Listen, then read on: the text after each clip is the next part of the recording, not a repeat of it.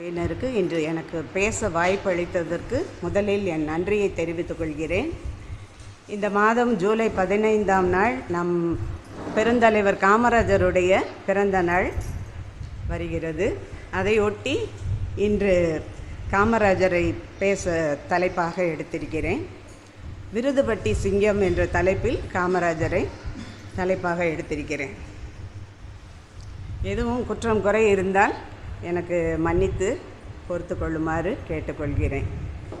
பெற்ற தாயும் பிறந்த பொன்னாடும் நற்றவ வானினும் நனி சிறந்ததுவே என்ற பாடலின் வரிகளுக்கேற்ப பெற்ற தாயையும் விட பிறந்த பொன்னாடே சிறந்தது என்று நாட்டுக்காகவும் நாட்டு மக்களுக்காகவுமே வாழ்ந்து காட்டியவர். இந்தியாவின் தென்கோடியில் ஒரு கிராமத்தில் பிறந்து அகில இந்திய அரசியலில் முடிவெடுக்கும் சக்தியாக பிரம்மாண்டமாக வளர்ந்தவர்.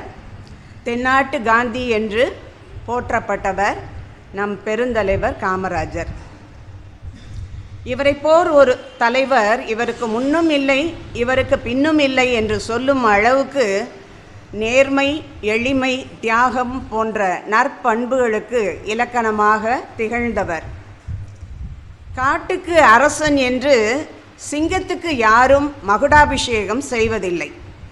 சிங்கம் தனது சுய வலிமையாலும் பராக்கிரமத்தாலும் வனவிலங்குகளுக்கு அரசனாகிறது.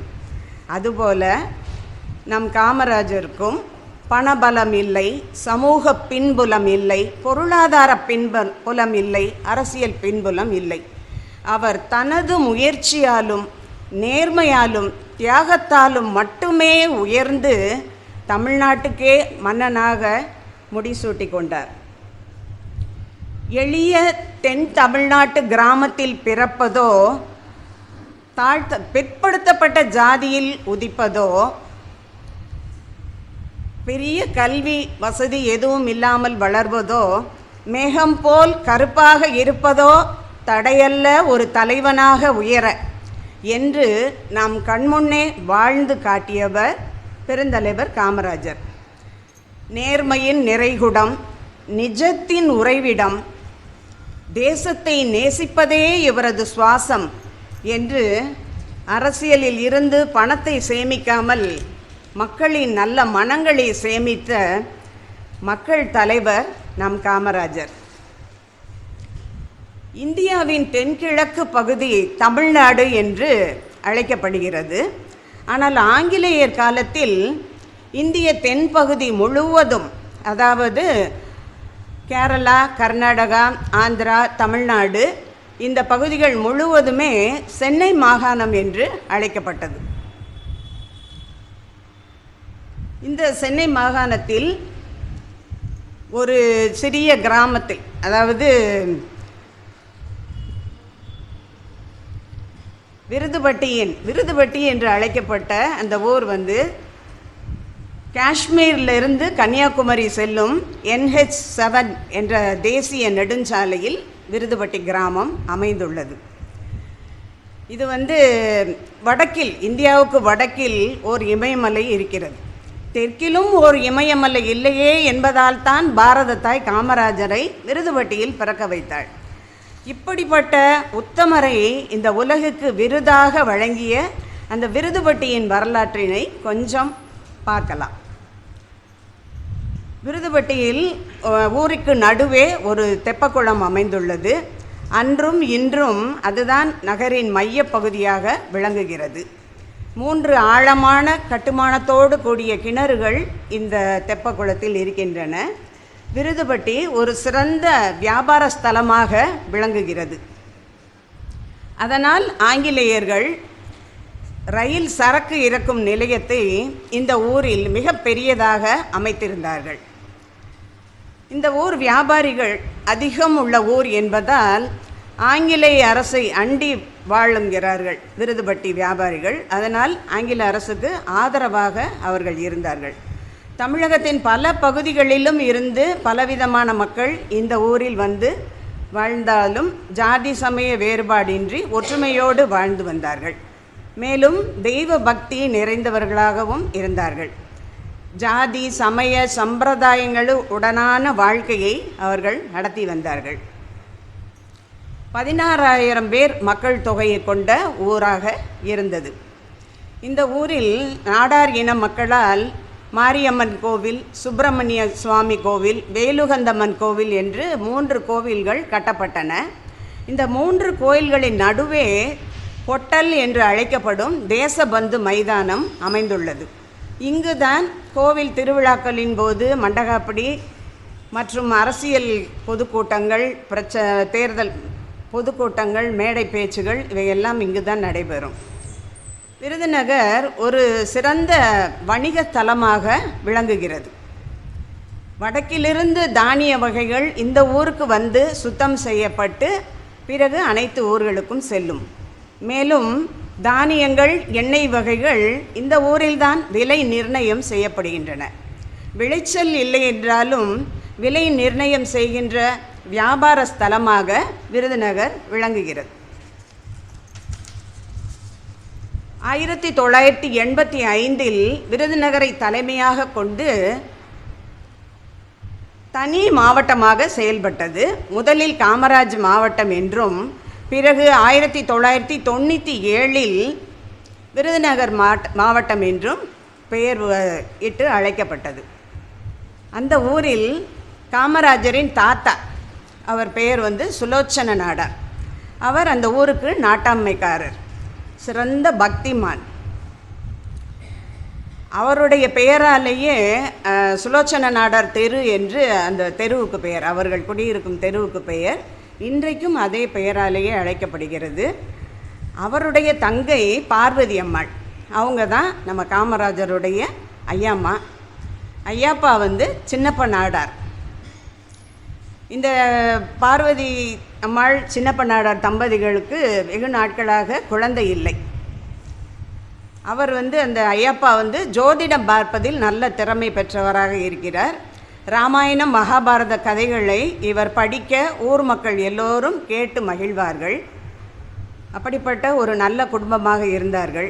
குழந்தை பேர் இல்லாததால் தங்கள் உறவினர்களில் ஒரு குழந்தையை தத்து எடுத்து அந்த குழந்தைக்கு குமாரசாமி என்று பெயரிட்டு வளர்த்தார்கள்.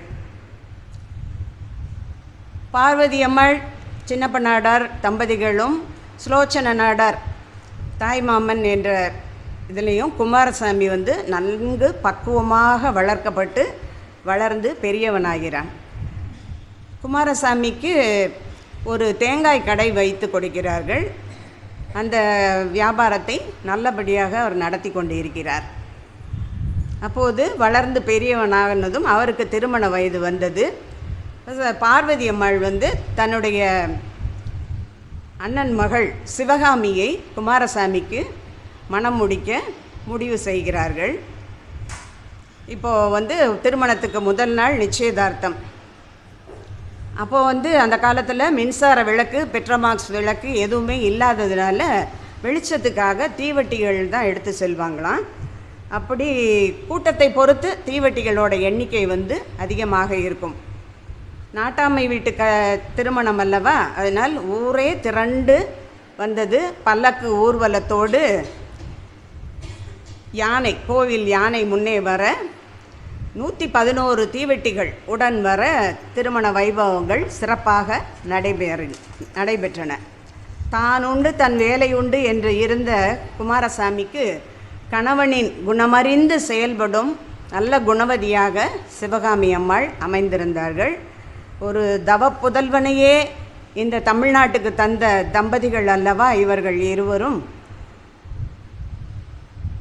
சோபகிருது வருடம் ஆனி திங்கள் 30ஆம் நாள் நாட்டாமைக்காரர் வீட்டில் சிவகாமி அம்மாளுக்கு ஒரு ஆண் குழந்தை பிறந்தது. இவர்களுடைய குலதெய்வம் காமாட்சி அம்மன். தங்களுடைய குலதெய்வத்துக்கு நன்றி செலுத்தும் வகையில் பாட்டி பார்வதி அம்மாள் சிவகாமி மைந்தனுக்கு காமாட்சி என்றே பெயரிட்டார். சிவகாமி அம்மாள் தன் மகனை ராஜா என்றே செல்லமாக அழைத்தார். நாளடைவில் காமாட்சி என்ற பெயரும் ராஜா என்ற பெயரும் இணைந்து காமராசா என்றே எல்லாரும் அழைக்கத் தொடங்கினார்கள். குழந்தை இப்படி சீரும் சிறப்பும் ஊரும் ஊர் மக்களும் மதித்து போற்றும் ஒரு நல்ல பெருமைமிக்க குடும்பத்தில் பிறந்தவர் தான் நம் காமராஜர். குழந்தை வளர்ந்து வந்தபோது ஐயாப்பா குழந்தைக்கு புராண இதிகாச கதைகளை எல்லாம் கூறுவார். எல்லோர் வீட்டிலும் போல குழந்தைக்கு பாட்டியின் செல்லம் அதிகமாக இருந்தது. அவர் குழந்தை பேரனை இடுப்பில் வைத்து கொண்டு வெண்ணிலா காட்டி வெள்ளிக்கிணத்தில் பால் சோறு ஊட்டுவார். ஆட்டுப்பாலில் மலைவாழைப்பழத்தை பிசைந்து குழந்தைக்கு ஊட்டுவார். இப்படியாக பாட்டிக்கு குழந்தையிடம் அதிக பாசம் இருந்தது. இப்படி எல்லோருடைய அரவணைப்பிலும் நல்லபடியாக வளர்ந்து வந்தார். குழந்தை தவழ்ந்து எழுந்த காலத்தில் தாய்மாமன் வீட்டிலிருந்து தள்ளுவண்டி வந்தது. முறைப்படி தள்ளுவண்டி கொண்டு வந்து கொடுத்தார்கள். காமராஜ் தடுமாறி விழாமல் எடுத்த எடுப்பிலேயே தள்ளுவண்டியை தள்ளினார். கீழே விழுந்து விடாமல் தள்ளுவண்டியை தள்ளியதை கண்டு வீட்டில் உள்ள அனைவரும் ஆச்சரியமும் ஆனந்தமும் அடைந்தார்கள். குழந்தைக்கு பட்டுச்சட்டை அணிவித்து கழுத்தில் தங்கச் சங்கிலி, கையில் தங்க காப்பு எல்லாம் போட்டு அலங்கரித்து மகிழ்ந்தார்கள் அனைவரும். விருதுநகரில் அம்மன் கோவிலில் கார்த்திகை, பௌர்ணமி, வெள்ளிக்கிழமைகளில் விசேஷ பூஜைகள் நடக்கும். பூஜை முடிந்ததும் கோவில் யானை, குருக்கள் ஆகியோர் கோவில் பிரசாதத்தோடு மரியாதை நிமித்தமாக நாட்டாமைக்காரர் வீட்டுக்கு வந்து கோவில் பிரசாதத்தை கொடுப்பது வழக்கம். அப்படி ஒரு நாள் வரும்போது பாட்டி பார்வதி அம்மாள் குழந்தை காமராஜை யானையின் தும்பிக்கையில் தூக்கி கொடுத்தார். யானை தன் தும்பிக்கையை தூக்கி பாகனிடம் கொடுத்தது. பாகன் குழந்தையை யானையின் மத்தகத்தில் உட்கார வைத்தான். சிறு வயதில் குழந்தைகளை யானையின் மீது உட்கார வைத்தால் குழந்தை பருவத்து நோய்கள் அண்டாது என்பதற்காக பாட்டி அவ்வாறு செய்தார்கள். காமராஜுக்கு 4 வயதான போது ஒரு தங்கை பிறந்தாள். தங்கைக்கு நாகம்மாள் என்று பெயரிட்டார்கள். தங்கையும் சிறிது வளர்ந்ததும் தன் தங்கை மற்றும் தெருவில் உள்ள குழந்தைகளை எல்லாம் வீட்டில் சேர்த்து வைத்து கொண்டு கும்மாளம் போடுவது காமராஜுக்கு மிகவும் பிடித்தமான ஒன்றாகும். யாரும் இதற்கு எதிர்ப்பு தெரிவிக்க முடியாது. ஏனென்றால் இதற்கு பாட்டியுடைய அனுமதியும் காசு உதவியும் அவருக்கு கிடைப்பதால் யாருமே இதை தடுக்க முடியாது. எப்போதுமே தெரு பிள்ளைகளோடு நன்றாக கும்மாளம் அடிப்பது வழக்கம். இப்போது காமராஜரை தொடக்க பள்ளியில் சேர்க்கலாம் என்று முடிவு செய்தார்கள். இதை ஒரு திருவிழா போல நடத்தினார் தந்தை குமாரசாமி. எப்படி என்றால் இதற்காக உற்றார் உறவினர்களை எல்லாம் அழைத்திருந்தார். இப்போது கோவில் முதலாக பொதுவாக நம்ம புரட்டாசியில் வர்ற விஜயதசமி திருநாளைத்தான் குழந்தைகளை பள்ளியில் சேர்க்க நல்ல நாளாக தேர்ந்தெடுப்பது வழக்கம். அதே நாளில்தான் இவரையும் பள்ளிக்கு செல்ல ஏற்பாடு செய்திருந்தார்கள். உற்றார் உறவினர்கள் எல்லோரும் இவங்க வீட்டுக்கு வந்திருந்தார்கள். காமராஜுக்கு காசி பட்டாடை கட்டி, வெல்வெட்டு கோட்டு மாட்டி, கழுத்தில் தங்கச்சங்கிலி, கையில் காப்பு, காதில் வெள்ளைக்கல் கடுக்கன், தலையை வாரி சடை பின்னி வைத்திருந்தார்கள்.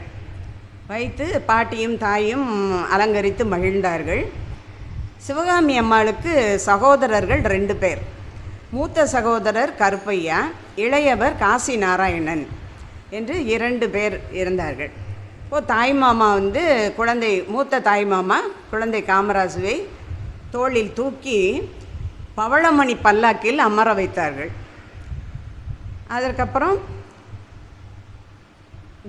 கோவில் குருக்கள், உற்றார் உறவினர் எல்லோரும் அந்த பல்லக்கு ஊர்வலத்தோடு 4 ரத வீதிகளையும் சுற்றி கடைசியில் பள்ளிக்கு சேர்ந்தார்கள்.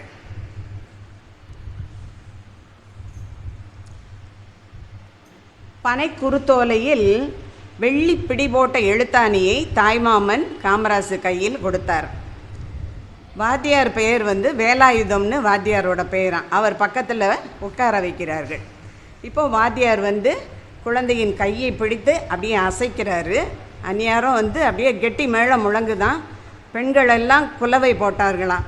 எல்லோருக்கும் காப்பரிசி கொடுத்து அனைவரும் குழந்தையை ஆசீர்வாதம் செய்கிறார்கள். அவ்வளோ பிரம்மாண்டமாக ஒரு திருவிழா போல் அந்த நிகழ்ச்சி நடந்தது.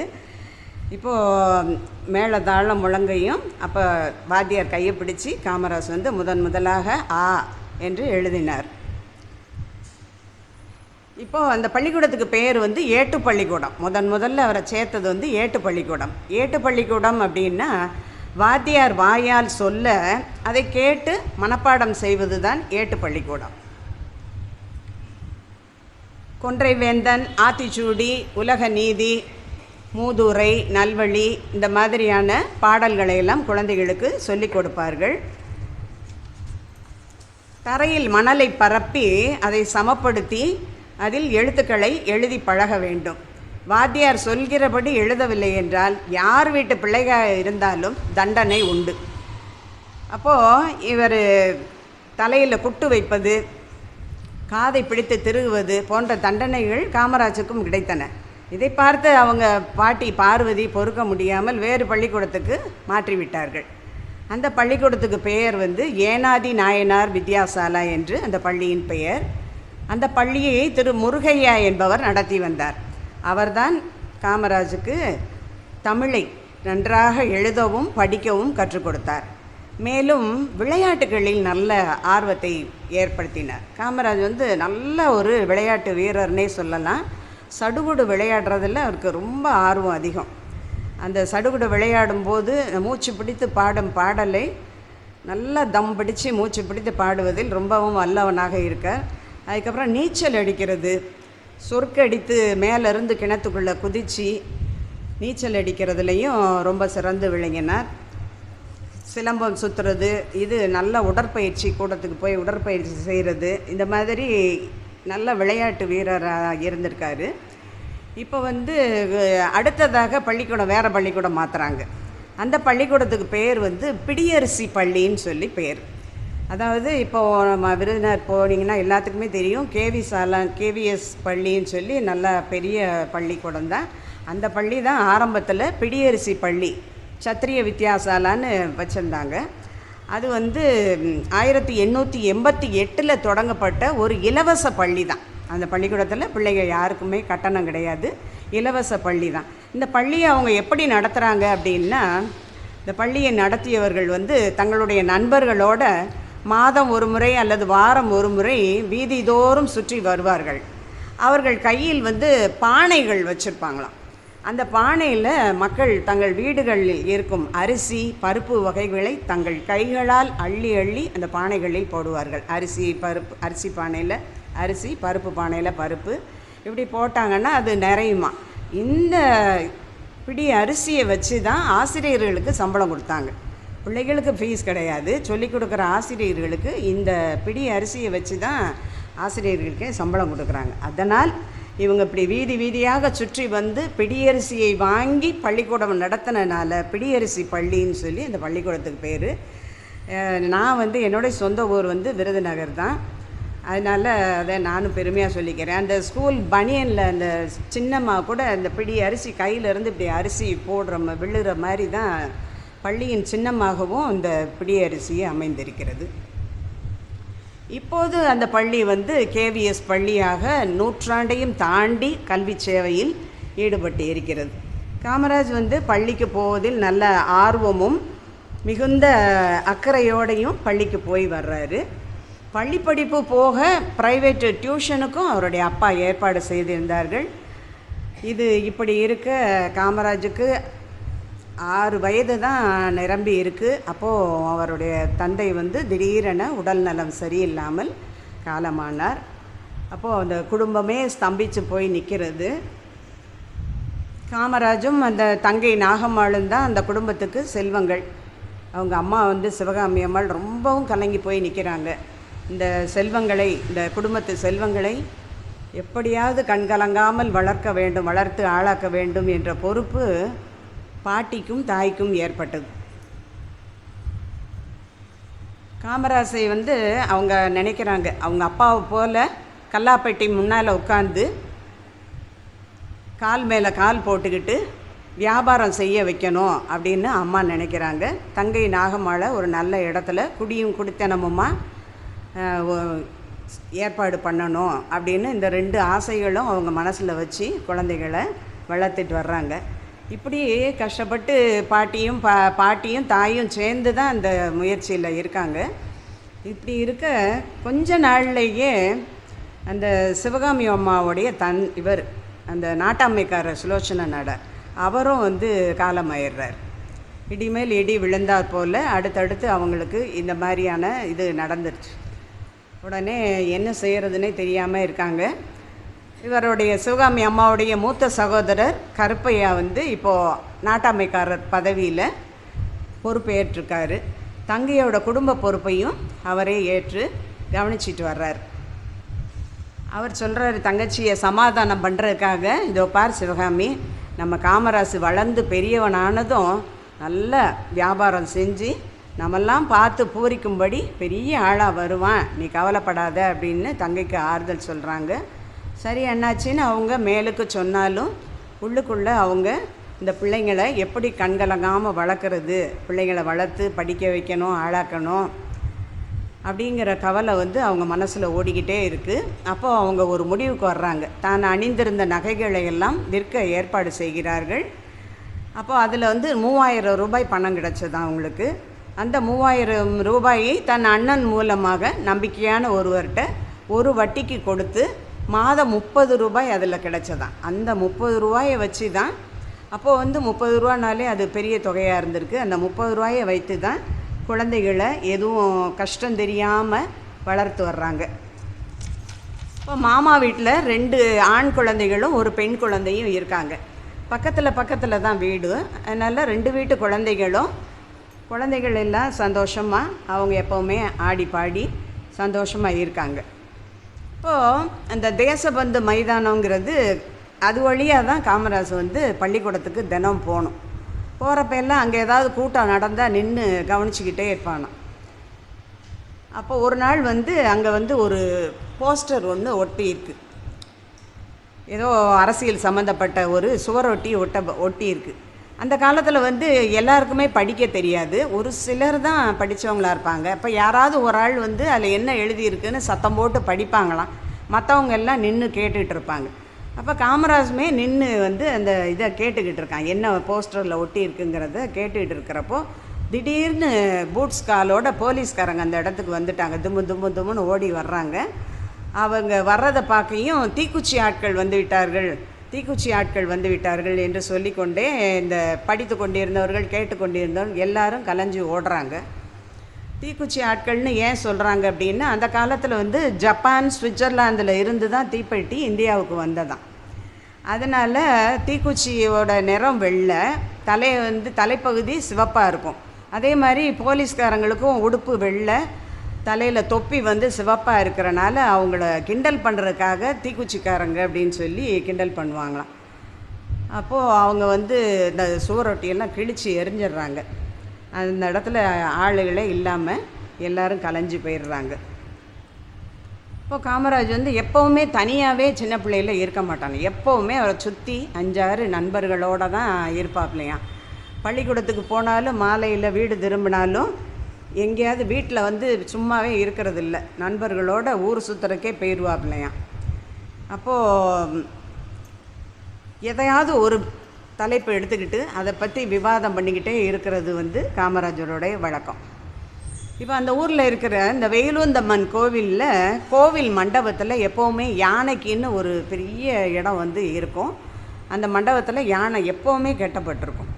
அந்த யானையை வந்து யானைப்பாகன் வந்து தினந்தோறும் கடை வீதிக்கு அழைச்சிட்டு காலையில் எந்திரிச்சோடனே அதை குளிப்பாட்டி கடை வீதி பக்கமாக ஓட்டிக்கிட்டு வருவான். அது ஒவ்வொரு கடை முன்னாடியும் யானை நிற்கும். இப்போ வாழைப்பழ கடை அப்படின்னா பழங்கள் நிறைய, ஒரு சீப்பு 2 சீப்புன்னு பழம் கொடுப்பாங்க. ஏதாவது பலகார கடைன்னா ஒரு வடை இலை நுமர வடைகளை வச்சு கொடுப்பாங்க. தின்பண்டோன்னா யானைக்கு, கடையிலேருந்து காசு கொடுத்தாங்கன்னா அது வந்து யானை பாகனுக்கு. இப்படியா யானை வந்து சுற்றி வரும். தினசரி இது வந்து வழக்கம். இப்படி ஒரு நாள் வந்து அந்த யானை முன்னே வருது. மணி ஓசையை அடித்த மணிக்கு மணி ஓசை முன்னால் வர யானை பின்னால் வருது. அதுக்கு பின்னாடி பள்ளிக்கூடம் விட்ட மாணவர்கள்லாம் யானை பின்னாடியே போவாங்களாம். யானை சாணம் போட்டுச்சுன்னா அதில் ஏறி மிதித்தா நல்லது அப்படின்னு சொல்லிட்டு காமராஜ் முதற்கொண்டு ஒரே ஆட்டம்தான் பாட்டம்தான் நண்பர்களோட நல்ல பொழுத கழிச்சிருக்கார் சின்ன பிள்ளையாக இருக்கிறப்போ. அப்புறம் வீட்டுக்கு வந்தாலுமே சில நேரம் அடிக்கடி கோவில் யானையை பார்க்க போகலாம் வாங்கடா அப்படின்னு நண்பர்களை கூட்டிகிட்டு கோயிலுக்கு போவாங்களாம். அங்கே அந்த யானை பாகனை வந்து நல்லா நட்பு கொண்டு யானையும் இவனுக்கு நல்ல பழக்கமாயிடுச்சு. குழந்தைக்கு வந்து யானையும் காமராஜுக்கு நல்லா பழக்கமாயிடுச்சு. ஒரு நாள் யானை வந்து குளத்தில் குளிச்சுட்டு வெளியே வரும்போது திடீர்னு அதுக்கு மதம் பிடிச்சிருச்சு. தெரு வீதிகளில் யானை ஓடி வந்துட்டுருக்கு. அப்போது யானை ஓடி வர்றதை பார்த்து மக்கள் எல்லாரும் பயந்து அலறி ஓடுறாங்க. அப்போது யானை பாகனே என்ன செய்யன்னு தெரியாமல் முழிச்சிக்கிட்டு இருக்கான். அந்த இடத்துக்கு சிறுவன் காமராசு வர்றான். எதை பார்த்தும் பயப்படாமல் எதனால் யானை இப்படி ஓடி வருது அப்படின்னு அப்படி யானையை உற்று நோக்கினானான். அப்போ அப்படி பார்த்ததில் யானையின் காலில் ஒரு சங்கிலி கட்டியிருக்கும். அந்த சங்கிலியே காணலை. உடனே கோயிலில் யானையை கட்டியிருக்கிற இடத்துக்கு குறுக்கு வழியாக ஓடி சென்று அந்த சங்கிலியை எடுத்து வந்து யானையின் முன்னால் அப்படி வீசி அப்படி எரிஞ்சாராம். அது கரெக்டாக யானையோட முன்னாடி போய் விளையும். அந்த சங்கிலியை பார்க்க யானை அப்படியே நின்றுச்சு. அந்த சங்கிலிக்கு சத்திய சங்கிலின்னு பேரான். அந்த சங்கிலிக்கு யானை அப்படி கட்டுப்படுமா. அது இல்லைங்கிறனால அதுக்கு ஏதோ நம்மக்கிட்ட இல்லை அப்படிங்கிற ஒரு உணர்வு வந்து தான் யானை அந்த மாதிரி ஓடி இருக்குது. இப்படி வந்து சின்ன வயதிலேயே அவருக்கு வந்து எதையுமே துணிச்சல். எல்லாரும் ஓடத்தில் ஒரு சின்ன பையனாக இருந்தாலும் நின்று ஏன் ஓடி வருதுன்னு அந்த துணிச்சல், வீரம், எதையுமே உற்று நோக்கிற அந்த ஒரு திறன் வந்து அவருக்கு இந்த சின்ன வயசுலேயே இருந்திருக்கு. இப்போ காமராஜர் வீட்டுக்கு பக்கத்தில் சந்திக்கூட தெருன்னு ஒரு தெரு இருக்குது. அந்த தெருவில் வந்து அடிக்கடி கதா காலட்சேபம் நடக்கும். அதில் வந்து பெரிய நாயகி அப்படின்னு ஒரு அம்மா வந்து கதா காலட்சேபம் பண்ணுவாங்க. அந்த அம்மா வந்து ஒரு கையில் உடுக்கை வச்சுருப்பாங்களா. அந்த உடுக்கையை பிடிச்சி அடிச்சுக்கிட்டே பாட்டு பாடினா அந்த பாடல் வந்து பக்கத்து தெருக்களில் எல்லாம் கணீர்னு ஒலிக்குமா. ஒரு நாள் இப்படி தான் வந்து அவங்க பாடி முடித்ததும் எல்லோரும் கைதட்டி வரவேற்று அவங்கள பாராட்டி பேசுகிறாங்க. நிறையா பேர் பரிசுகள் கொண்டு வந்து அந்த அம்மாவுக்கு கொடுக்குறாங்க. சிவகாமி அம்மாவும் புடவையும் ரவிக்கையும் அந்த அம்மாவுக்கு கொடுத்து அவங்கள பாராட்டினாங்க. அப்போ காமராசும் அவன் நண்பர்களும் அந்த இடத்துக்கு வந்தவங்க பல தினசு மாலைன்னு சொல்லி ஒரு மாலையை கொண்டாந்து அந்த அம்மாவுக்கு போட்டாங்களாம். அது என்னென்னா அதில் வெத்தலைப்பாக்கு, மஞ்சக்கிழங்கு, முறுக்கு, கருப்பட்டி, இப்படி பல பொருள்களை சேர்த்து கட்டியிருந்தனால பல தினசு மாலைன்னு அதை கழுத்தில் போட்டாங்களாம்.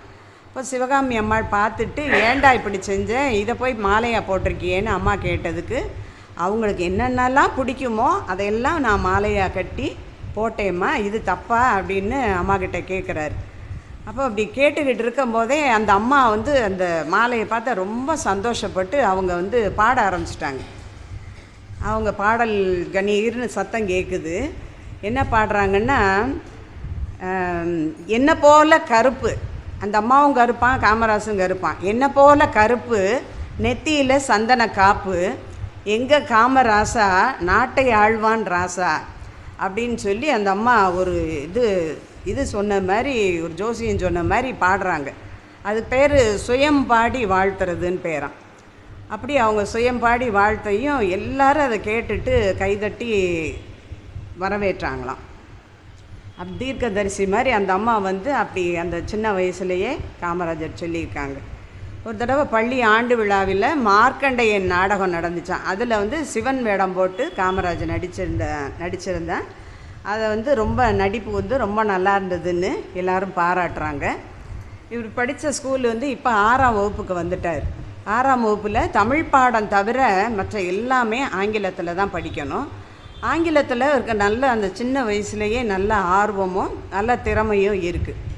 அதுக்கு ட்ரெஸ்ஸே இப்போ வேறு, வெள்ளை கால் சட்டை, காலர் வச்ச சட்டை, தலையில் தொப்பி, தோளில் புத்தக பை, காலில் ஷூ, சாக்ஸு எல்லாம் மாட்டி ஒரு ஜம்முன்னு ஒரு துறையை போல் அலங்காரம் பண்ணி பாட்டியும் அம்மாவும் பள்ளிக்கு அனுப்புனாங்க. இப்போது அதான் அப்போ சொன்னது மாதிரி வந்து படித்தவங்க ரொம்ப குறைவு. அதனால் இந்த செய்தித்தாள்கள் அன்றாடம் ஊருக்கு சுதேசமித்திரன் இந்த மாதிரி நிறையா பத்திரிகைகள் வர்றதை ஒரு ஆள் உட்காந்து உறக்க படிக்க மற்ற எல்லாரும் உட்காந்து கேட்டுட்ருப்பாங்க. அதில் எப்போவுமே காமராசும் அந்த இடத்துல இருந்து என்ன செய்திகள் சொல்கிறாங்கங்கிறத உன்னிப்பாக கவனிச்சிட்ருப்பாங்க. அப்போ அன்னைக்கு வந்து அவங்க அந்த செய்தியில் வாசிக்கிறாங்க, மணியாச்சி ரயில் நிலையத்தில் கலெக்டர் ஆஷை வந்து சுட்டு கொன்ற நிகழ்ச்சி, அப்புறம் வாவு சிதம்பரனார் சிறையில் செக்கிழுத்த கொடுமை, இந்த மாதிரியான நிகழ்ச்சி பல விஷயங்களை பேசுகிறாங்க. இப்போது பம்பாயிலேருந்து ஒரு அண்ணாச்சி வந்து எப்போயுமே பம்பாய்க்கும் இங்கே விருதுநகருக்கும் போயிட்டு அடிக்கடி போயிட்டு வருவாங்களாம். அவர் அங்கே போயிட்டு வந்தனால நிறைய விஷயங்கள் வந்து சொல்கிறார். அப்போ தான் வந்து நம்ம காந்திஜி வந்து தென்னாப்பிரிக்கா போயிட்டு இந்தியா திரும்பி வந்த அங்கே நடந்த நிகழ்ச்சி, சுதேசி இயக்கம், இந்த மாதிரி பல விஷயங்களை அவர் உட்காந்து சொல்லிக்கிட்டு இருக்காரு. இவன் ரொம்ப ஆர்வமாக உட்காந்து எல்லாத்தையும் கவனிச்சிக்கிட்டு இருக்காப்புல. அரசியல் விஷயங்களை கவனிக்கிறதுல அந்த சின்ன வயசுலேயே ஆர்வம் அதிகமாக இருந்தது. ஒரு நாள் இவர் காமராஜோடைய மாமா வந்து எப்பயுமே நடக்க செல்வது வழக்கம் மாலை நேரங்களில். அப்படி நடந்துட்டு கோயிலுக்கு போயிட்டு வருவார். அப்படி கோயிலுக்கு போயிட்டு வர்ற வழியில் இந்த தேசபந்து மைதானத்தில் கூட்டம் நடந்துகிட்டு இருக்குது, காங்கிரஸ் மேடை பேச்சு நடந்துகிட்டு இருக்குது. அந்த கூட்டத்தில் காமராஜும் உட்காந்து கேட்டுக்கிட்டு இருக்கிறத இவர் பார்த்துட்டார். பார்த்த உடனே அவர் மனம் ரொம்ப வருத்தப்பட்டது. இப்படி நம்ம வீட்டு பிள்ளைக்கு இதெல்லாம் ஒத்து வருமா அப்படின்னு சொல்லி அவர் ரொம்ப வருத்தப்பட்டார். பொதுவாக விருதுநகரில் வந்து நாடார் சமூகத்தினர் வந்து தங்கள் பிள்ளைகளுக்கு ஓரளவு படிக்க தெரிந்தால் போதும், கணக்கு கூட்டி சரி பார்க்க தெரிஞ்சால் போதும் அப்படின்னு சொல்லி படிப்பை பாதியிலே நிறுத்திடுவாங்களாம். நிறுத்திட்டு ஏதாவது ஒரு கடையில் வேலைக்கு சேர்த்து விட்டு அந்த அனுபவத்தில் அவங்க பிள்ளைகளையும் வியாபாரத்துக்கு பழக்கிடுவாங்களாம். 80% விருதுநகரில் வியாபாரிகள் தான் இருக்காங்க. அதனால் அவங்களுக்கும் அந்த வியாபார நோக்கத்திலேயே தான் அவங்க அந்த குழந்தைகளை வளர்த்தாங்க. அப்போது இவர் தாய்மாமா கருப்பையாவும் நம்ம காமராஜுக்கு ஓரளவுக்கு எழுத படிக்க தெரியும், கணக்கும் ஆங்கிலமும் அவனுக்கு நல்ல திறமை இருக்குது. அதனால் இந்த விருதுநகர் சூத்திரப்படி அவன் போதும், படிப்பு படித்தது போதும், ஏதாவது கடையில் வேலை பார்த்து அனுபவம் பெறட்டும் அப்படின்னு சொல்லி அவர் முடிவுக்கு வந்துட்டார். வந்து அப்போ அம்மாவும் பாட்டியும் இதுக்கு சரின்னு சம்மதிச்சிட்டாங்க. இந்த 6ஆம் வகுப்பு முழு ஆண்டு தேர்வு கூட எழுதாமலே அவருடைய பள்ளி படிப்பு முடிஞ்சிருச்சு. பட்டி தொட்டியெல்லாம் இலவச கல்வி கொடுத்த காமராஜரின் படிப்பு 6ஆம் வகுப்போடு நிறைவு பெற்றது. இப்போது தாய்மாமா நடத்தி வந்த அந்த ஜவுளி கடைக்கு, அவர் சொந்தத்தில் ஜவுளி கடை வச்சுருக்காரு, அந்த கடைக்கு வேலைக்கு சேர்றாப்புல. வியாபாரத்துக்கு வேண்டிய நாணயம், நம்பிக்கை, பேச்சில் பணிவு, இனிமை எல்லாமே அவருக்கு இருந்ததுனால அந்த கடைக்கு வர்றவங்கள்லாம் நாட்டாமக்கார ஜவுளிக்கடை அப்படின்னா காமராஜ் தான் அவங்களுடைய நினைவுக்கு வர்றாரு. ஆனாலும் இவருடைய ஈடுபாடு பேருக்கு தான் இந்த கடையில் இப்போ வேலை பார்த்துட்ருக்காரு. அவரோட கவனம், அவரோட நினைவு எல்லாமே அரசியல் ஈடுபாட்டிலே தான் இருக்குது. இப்போது ஒரு தடவை வந்து ஒரு கீரை விற்கிற ஒரு அம்மா வந்து இந்த ஜவுளி கடைக்கு துணிமணி வாங்க வந்தாங்களாம். அந்த அம்மா வேண்டிய துணிமணிகள்லாம் எடுத்துகிட்டு அதுக்குரிய பணத்தை காமராஜ்கிட்ட கொடுத்துட்டு போயிட்டாங்க. மீதி பணம் கொடுத்ததையும் வாங்கிட்டு போயிட்டாங்க. அதுக்கப்புறம் அன்னைக்கு வரவு செலவு எல்லாத்தையும் கையேட்டில் பதிஞ்சிட்டு அதுக்கப்புறம் இந்த பக்கம் திரும்பி பார்த்தா அந்த அம்மாட்ட கொடுத்த பணம் கீழே விழுந்து கிடக்கு. அந்த அம்மா சரியாக பைக்குள்ளே போடுறதா நினச்சி கீழே விழுந்துருச்சு. உடனே அந்த பணத்தை கையில் எடுத்துட்டு அந்த அம்மா கீரைக்காரம்மா போன தெரு பக்கமாக ஓட்டமாக ஓடுறான்.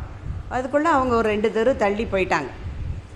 இப்போது 2 தெரு தள்ளி சங்கிலி கருப்புசாமி கோயில்னு ஒரு கோயில் அந்த இடத்துல இருக்குது. அந்த கோயில் வந்து ரொம்பவும் பிரசித்தி பெற்ற கோயில். அந்த கோயிலில் வேப்பலை அடித்து மந்திரிச்சா தீராத நோய்களெல்லாம் தீரும்.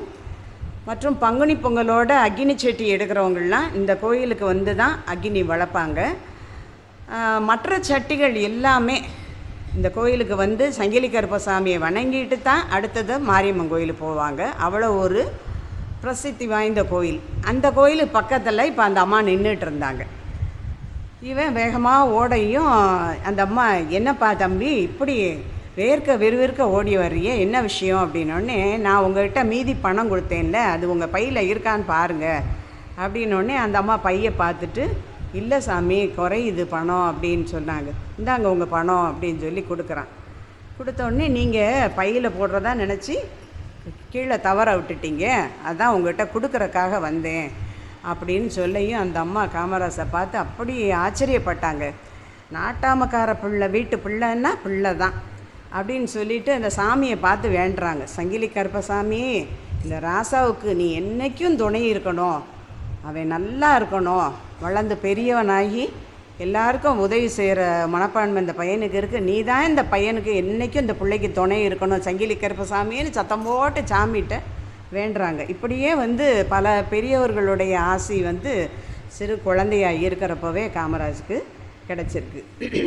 அந்த அம்மா இதோடு விடாமல் மறுநாள் என்ன செய்கிறாங்க, ஒரு கூடை நிறைய கொடிக்காய் பழத்தை எடுத்துக்கிட்டு காமராஜ் வீட்டுக்கு அவங்க அம்மா கிட்ட கொடுத்துட்டு நேற்று நடந்த விஷயத்தை பூரா சொல்லி, இப்படிப்பட்ட பிள்ளைய நீ பெற்றிருக்க தாயி, உன் பிள்ளை அவங்களும் வாய சொல்கிறாங்க, அந்த ஊருக்கே ராசாவாக இருப்பான் உன் பிள்ளை அப்படின்னு சொல்லி வாழ்த்துறாங்க. அப்போது அந்த அம்மா சிவகாமி அம்மாள் ஈன்ற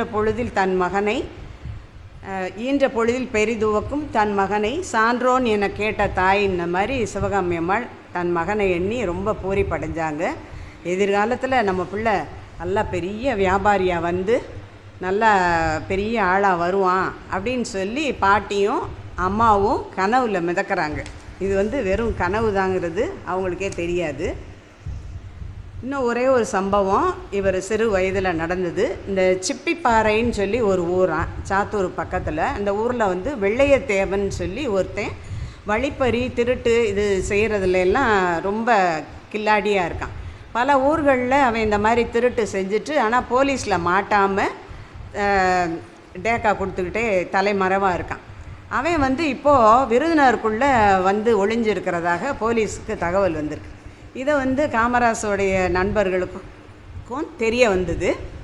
அப்போது காமராஜ் நண்பர்கள்ட்ட சொல்கிறாப்புல, நம்ம இன்றைக்கி நைட்டு நம்ம யாருமே தூங்கக்கூடாது, இரவு முழுசும் விழிச்சிருந்து எப்படியாவது இந்த திருடனை நம்ம பிடிச்சு கொடுக்கணும், இதில் ஆட்டம் பாட்டம் விளையாட்டு எதுவும் இருக்கக்கூடாது, நம்ம வேலையில் கவனமாக இருக்கணும் அப்படின்னு சொல்லி பிளான் பண்ணி நிறைய கற்கள், ஆள் உயரத்துக்கு கம்பு, கோணி பை, சாக்கு, அப்புறம் தண்ணியில் நிறைய மிளகா பொடியை கலந்து அந்த தண்ணி இவ்வளவும் எடுத்து வச்சு ஆளுக்கு ஒரு பக்கமாக ஒளிஞ்சிருக்காங்க. கிட்டத்தட்ட ஒரு சந்தேகப்படுற தெருக்களில் ஆளுக்கு ஒரு பக்கமாக ஒளிஞ்சிருக்காங்க. அந்த நள்ளிரவு பொழுது வந்தது, அந்த திருடனோட நடமாட்டம் தெரியுது. அப்போது அதுக்கு பக்கத்தில் அந்த இடத்துல பக்கத்தில் அந்த நண்பன் என்ன செஞ்சான், அவங்ககிட்ட தான் அந்த மிளகா பொடி கலந்த தண்ணி இருக்குது, அதை அள்ளி அப்படியே முகத்தில் வேகமாக வீசிட்டான். அவன் உடனே கண்ணை கசக்குனபடி அப்படியே தடுமாறையும், கீழே 2 பக்கம் இங்கிட்ட அங்கிட்ட கயிறு கட்டி வச்சுருக்காங்க. எல்லாம் சேர்ந்து நிறைய ஏற்பாடு பண்ணி வச்சுருக்காங்க. இந்த கடைசிலையும் கயிறை கட்டி வச்சுருக்காங்க. தடுமாறிட்டு வந்தவன் கயிறில் காலை தடுக்கி அந்த திருடன் கீழே விழுந்துட்டான். உடனே எல்லாரும் ஒன்று போல் அந்த இடத்துக்கு கோணிப்பையை காமராஜர் தலையில் மாட்டி விட்டுருவார். திருடனோட தலையில் கோணிப்பையை மாட்டி அம்மிக்கை பிடிச்சி கெட்டி வச்சுட்டாங்க. கெட்டி வச்சுட்டு ராத்திரி முழுசும் இவங்களுடைய இதிலையே வச்சுருக்காங்க. ஒரு தூணில் கெட்டி வச்சுட்டாங்க எல்லோரும் சேர்ந்து. காலையில் போலீஸ்கிட்ட ஒப்படைச்சாங்களாம். இப்போது இந்த மக்கள்லாம் இவ்வளோ நாளும் யாராலும் பிடிக்க முடியாத திருடனையே நீங்கள் எல்லாம் பிடிச்சு கொடுத்துட்டீங்கன்னு சொல்லி இவங்கள எல்லாரையும் ரொம்ப புகழ்கிறாங்க. இந்த சம்பவம் நமக்கு எதை குறிக்குதுன்னா, இப்போ ஊருக்கு ஒரு பிரச்சனைன்னா அதை தன்னுடைய பிரச்சனையாக எண்ணி அதை நிறைவேற்றி கொடுக்கறதில்ல. அந்த சின்ன வயதிலே அவருக்கு ஆர்வம் அதிகமாக இருந்திருக்கு. அங்கே விருதுவட்டியில் ஒரு நூலகம் ஒன்று ஆரம்பிச்சிருக்காங்க. அந்த ஆரம்பித்த நாளே ஆண்டு சந்தாவாக கட்டி முதல் ஆளாக சந்தாவாக சேர்ந்துட்டாப்புல பத்திரிகைகளை படிக்கிறதுக்காக. படிப்பை தான் பாதியில் நிறுத்திட்டாலும் படிக்கிறதுல ரொம்ப ஆர்வம் அதிகமாக இருக்குது காமராஜுக்கு. அதனால் அந்த நூலகத்தில் நிறைய புஸ்தகங்களை வாங்கி வாங்கி வாங்கி படிப்பாராம். தான் படிக்கிறது மட்டும் இல்லாமல் தான் கூட இருக்கிற நண்பர்களையும் அந்த புஸ்தகத்தை படிக்க வச்சுருவாராம். அப்புறம் உலக நடப்புகளை எல்லாம் தெரிஞ்சு கொள்றதுக்காக ஒரு செய்தித்தாள், அங்கே வர்ற பத்திரிகைகள் ஒன்று கூட விடாமல் எல்லாத்தையும் படித்து எப்போவுமே செய்தித்தாள்களில் மூழ்கி கிடப்பாராம். இதுதான் பிற்காலத்தில் அவருடைய அந்த ஆரோக்கியமான வளர்ச்சிக்கு அடித்தளங்களாக இந்த செய்தித்தாள் படித்தது, புத்தகங்கள் படித்தது அவருக்கு அடித்தளங்களாக அமைந்திருக்கு. பாரதியார் சுதேசமித்திரன்கிற பத்திரிக்கையை நடத்தினார். அந்த பத்திரிக்கை, அதுக்கப்புறம் திருவி கல்யாண சுந்தரனார் தேசபக்தன்கிற பத்திரிக்கை நடத்தினார். இந்த பத்திரிகைகள் எல்லாமே மக்களுக்கு விடுதலை இயக்கத்துக்கு ஒரு வலிமை மிக்க படை கருவிகளாக இந்த பத்திரிகைகள்லாம் அமைதான். அவங்களுக்கு மக்களுக்கு வந்து அந்த சுதந்திர உணர்வை நல்லா தூண்டி விடுது. அதில் வந்து வெள்ளையனுக்கு போட்டியாக தூத்துக்குடியில் கப்பல் ஓட்டினார் வஉசி. அந்த திருமகனாருக்கு ஆயுள் தண்டனை கொடுத்துட்டாங்க. வந்தே மாதரம்னு முழக்கமிட்ட திலகருக்கு ஜென்ம தண்டனை கொடுத்தாங்க. லாலா லஜபதி ராய்ங்கிற தலைவரை நாடு கடத்திட்டாங்க. பாரதியாரும் அரவிந்தரும் புதுவைக்கு தஞ்சம் புகுந்துட்டாங்க. அதுக்கப்புறம் மகாத்மா காந்தியுடைய கதர் திட்டம், மதுவிலக்கு பிரச்சாரம், தீண்டாமை எதிர்ப்பு, இப்படி பல விஷயங்களையும் உள்வாங்கிக்கிட்டே இருக்கார். உள்வாங்கி காந்திஜியோட இதில் கொள்கைகளில் ரொம்பவும் ஈடுபாடோடு இருக்கார். இப்போ காந்திஜியோட கொள்கைகளை படிப்பதோடு மட்டுமல்லாமல் அதை வந்து முடிஞ்ச வரைக்கும் அந்த சின்ன வயசுலேயே செயல்படுத்தியும் காட்டுவார். இப்போது 1919 வருஷம் ஆங்கில அரசாங்கம் வந்து ரவுலட் சட்டத்தை கொண்டு வந்தாங்க. இந்த சட்டம், ரவுலட் சட்டம் அப்படின்னா என்ன அப்படின்னா, பத்திரிகைகளை இழுத்து மூடிடணும். பத்திரிகைகளை படிக்கிறனால தான் இந்த மக்கள்லாம் வந்து தேசிய உணர்வோடு இருக்காங்க, அவங்களுக்கு எல்லா விவரங்களும் தெரியுது அப்படிங்கிறனால முதல்ல பத்திரிகைகளை மூடணும். ரெண்டாவது, விசாரணையின்றி அரசியல் இவங்களோட செயல்பாடுகளை எல்லாம் நசுக்கணும். அடுத்தது, எந்தவித முன்னறிவிப்பின்மின்றி தனி நபரை யாரை வேணாலும் கைது செய்யலாம் அப்படிங்கிறது வந்து அந்த வைஸ்ராயோட அரசாங்கத்துக்கு இந்த அதிகாரங்களை எல்லாம் கொடுத்துருக்காங்க. இதுதான் வந்து அந்த ரவுலட் சட்டத்தோடைய உள்ளே இருக்கிற விஷயம். இந்த ரவுலட் சட்டத்தை எதிர்த்து காந்திஜி போராட்டம் அழைப்பு விடுக்கிறார். எல்லாரும் வாங்க, ரவுலட் சட்டத்துக்கு நம்ம வந்து அடி பணியக்கூடாது அப்படின்னு சொல்லி அவர் அழைப்பு விடுக்கிறாரு. இப்போ முதலாக இப்போ தான் காமராஜர் வந்து காந்திஜி விடுத்த அழைப்பை ஏற்று காங்கிரஸில் சேர்றாரு. ஜாதி மத இன வேறுபாடின்றி நம்ம இந்திய நாட்டு சுதந்திரத்துக்காக எல்லாரும் போராடணும் அப்படின்னு சொல்லி காந்திஜியோட போதனை வந்து இவரோட மனசில் ஆழ பதிஞ்சிருச்சு. அதுக்கடுத்தது ரவுலட் சட்டத்துக்கு அடுத்தது வந்து ஜாலியன் வாலாபாக் படுகொலை. இந்த ரவுலட் சட்டத்தை எதிர்த்தே இந்தியா முழுசும் ரொம்ப போராட்டங்கள் நிறைய கிளம்பிருச்சு. இப்போது இதை அடக்கிறதுக்காக ஆங்கிலேயர்கள் வந்து எப்போ வேணாலும் எங்கே வேணாலும் மக்களை வந்து தடியடி, துப்பாக்கி சூடு இதை நடத்த ஆரம்பிச்சிட்டாங்க. இப்போ பஞ்சாபில் அமிர்தசரஸ், லாகூர் இந்த ஊர்களில் எல்லாம் போலீஸாரோட அடக்குமுறை வந்து ரொம்ப கோர தாண்டவம் ஆடுது. நினச்ச இடத்துல மக்களை வந்து அந்த ரவுலட் சட்டத்தில் இது அதிகாரம் கொடுத்துருக்கிறனால சுட்டு தள்ளுறாங்க. இப்போது இதை வந்து எதிர்த்து என்னன்னு கேட்குறதுக்காக 2 பேர் காங்கிரஸ்காரங்க, 2 பேர் தலைவர்கள், டாக்டர் கிச்சலு, டாக்டர் சத்யபால்ங்கிறவங்க அந்த அமிர்தசரஸ் மாவட்ட நீதிபதியை சந்திக்கிறதுக்காக கிளம்பி போகிறாங்க. ஆனால் அவங்க போய் சில நாட்கள் ஆயிடுச்சு. அவங்க போனவங்க திரும்பி வரவே இல்லை. இதனால் மக்களுக்கு வந்து ஆத்திரம் அடைஞ்சிருச்சு. கேட்க போனவங்க திரும்பி வரல அப்படின்னு சொல்லி இவங்களும் வந்து எல்லோரும் என்ன செய்கிறாங்க, வாங்க நம்ம போய் அந்த நீதிபதியை போய் பார்த்து கேள்வி கேட்க போவோம் அப்படின்னு சொல்லி மக்கள் எல்லாரும் கிளம்புறாங்க. ஊர்வலம் மாதிரி கிளம்பி வர்றாங்க. அப்போவும் போலீஸார் வந்து அவங்க மேலே தடியடி நடத்துகிறாங்க. இதில் வந்து பல பேர் உயிரிழந்துடுறாங்க. இதை பார்த்து மக்களும் திருப்பி தாக்க ஆரம்பிச்சிட்டாங்க. இதில் ஒரு 5 ஆங்கிலேயர்கள் கொல்லப்பட்டாங்க. உடனே அவங்களுக்கு வந்து ரொம்ப கோபம் வந்து இந்த போராட்டத்தை அப்படியே இராணுவத்துக்கு கையில் ஒப்படைச்சிட்டாங்க. இந்த பொறுப்பு பூரா இராணுவத்தின் கைக்கு போயிடுச்சு. போனதுனால இராணுவம் ஊருக்குள்ளே வந்துருச்சு. இப்போ இந்த போராட்டத்தை அடக்கிறதுக்காக காந்திஜி அங்கேருந்து புறப்படுறாரு. ஆனால் அவரை வந்து இந்த அமிர்தசரஸுக்குள்ளே வரவிடாமல் அவரை திசையை திருப்பி பம்பாய்க்கே அனுப்பி விட்டாங்க ஆங்கிலேயர்கள். வேறு எதையோ ஒரு அவரை கவனத்தை திருப்பி பம்பாய்க்கு அனுப்பிட்டாங்க. இப்போது இந்த அமிர்தசரஸ் நகரம் கம்ப்ளீட்டாக ஜென்ரல் டயர் அப்படிங்கிறவங்கிட்ட ஒப்படைக்கப்பட்டது. ஊருக்குள்ளே மின்சாரம், குடிநீர் எல்லாத்தையும் ரத்து செஞ்சிட்டாங்க. அமிர்தசரஸ் நகரத்தில் ஜாலியன் வாலாபாக்குங்கிறது அது வந்து ஒரு மைதானம், பெரிய வந்து ஒரு மைதானம். அந்த இடத்துல மக்கள் வந்து இப்போ ஒரு கண்டன ஊர்வலத்தை நடத்த முடிவு செய்கிறாங்க. ஆயிரக்கணக்கான மக்கள் ஒன்றா சேர்ந்து தடை உத்தரவு போட்டிருக்காங்களாம். அந்த தடை உத்தரவு இருக்கிறது தெரியாமல் தலைவர்கள் பேச்சை கேட்குறதுக்காக அந்த இடத்துல மக்கள் எல்லாம் திரண்டு ஒன்றா கூடி இருக்காங்க. திடீர்னு அந்த இடத்துக்குள்ள இராணுவ படையோட ஜென்ரல் டயர் வந்து உள்ளே நுழையிறான்.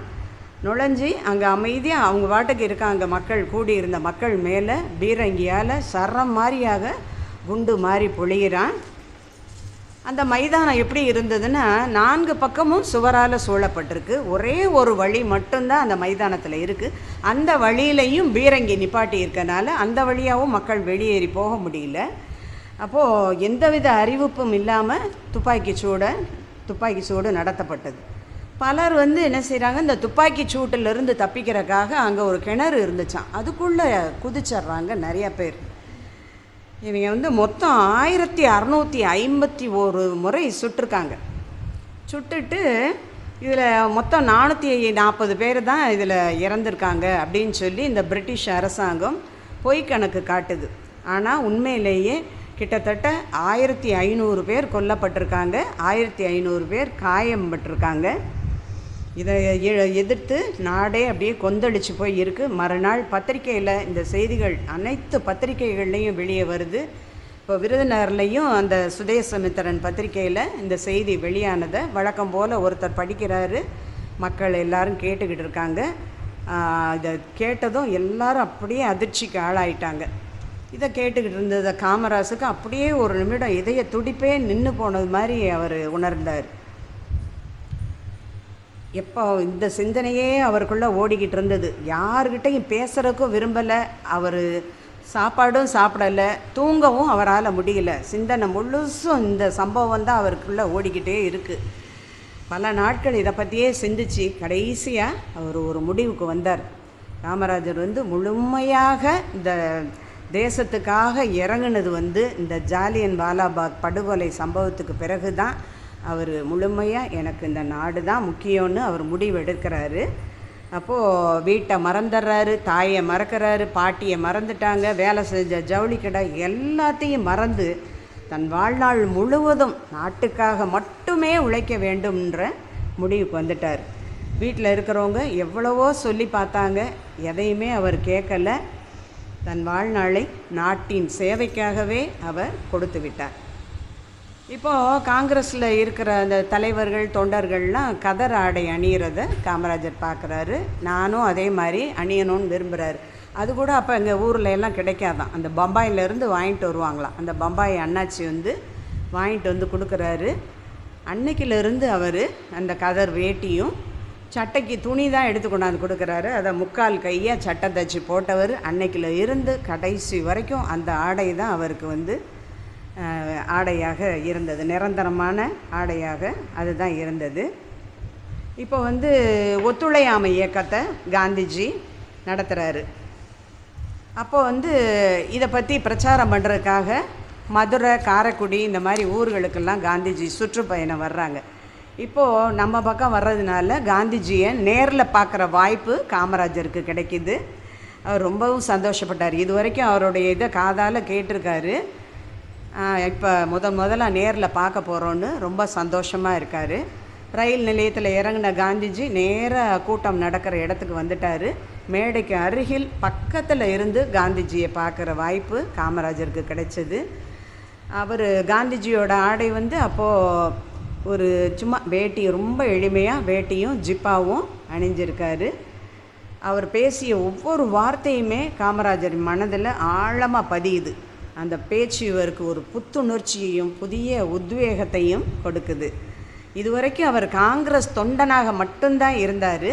இப்போது காங்கிரஸ் தொண்டனாக மட்டும் அல்லாமல் வெள்ளையர்களை எதிர்த்து போராட முழு தேச தொண்டனாகவே அவர் இதை மாறிட்டார். இப்போது தலைவர்களின் பேச்சை இவ்வளோ நாள் இவர் போய் கேட்டுக்கிட்டு இருந்த காமராஜருக்கு முதலாக ஒரு கூட்டத்தில் பேசுகிற வாய்ப்பு அவருக்கு கிடைக்கிது. எளிய நாயக்கன்பட்டி அப்படின்னு சொல்லி விருதுநகர் பக்கத்தில் ஒரு சின்ன கிராமம். அந்த கிராமத்தில் மொத்தம் ஒரு 80 வீடுகள் தான் இருக்குது. அங்கே இருக்கிற மக்கள் எல்லாருமே விவசாயம் செய்கிறவங்க தான். அப்போது இவர் காமராஜர் பேசுகிறத கொஞ்சம் நம்ம பார்க்கலாம். இந்த கூட்டத்தை நடத்த வந்த ஊர் பெரியவருக்கு வணக்கம். உழுது பாடுபடும் உங்களை பார்த்து பேச வாய்ப்பு கிடைச்சதுக்கு எனக்கு ரொம்ப சந்தோஷம். இப்போது நம்ம வீடு இருக்குது, பக்கத்து வீட்டுக்காரன் நம்ம வீட்டில் வந்து நம்மளையே அதிகாரம் பண்ணால் நீங்கள் சும்மா இருப்பீங்களா என்ன? இதை மாதிரி தான் 1000 மைலுக்கு அப்பால் இருக்கிற வெள்ளைக்காரன் நம்ம நாட்டில் வந்து நம்மளையே அதிகாரம் பண்ணிகிட்டு இருக்கான். நம்ம ஊர் நிலத்தில் நாம் பயிர் செஞ்சு நாம் சாப்பிட்றோம். நம்ம ஊர் பருத்தியை நாம் நூற்று நம்ம வேட்டியாக கட்டுறோம். இவனுக்கு என்ன? இங்கே இருக்கிற ஒவ்வொரு பொருளுக்கும் வரி போட இவன் யார் அப்படின்னு சொல்லி அந்த கிராமத்து மக்கள்கிட்ட ஒவ்வொருத்தர்கிட்டையும் நேரில் பேசுகிற மாதிரி மிக எளிமையாக சாதாரணமாக பேசுகிறாரு. அது அவங்க மக்கள் எல்லாருக்கும் அந்த பேச்சு ரொம்ப பிடிச்சது, அவங்கள சிந்திக்கவும் வச்சது.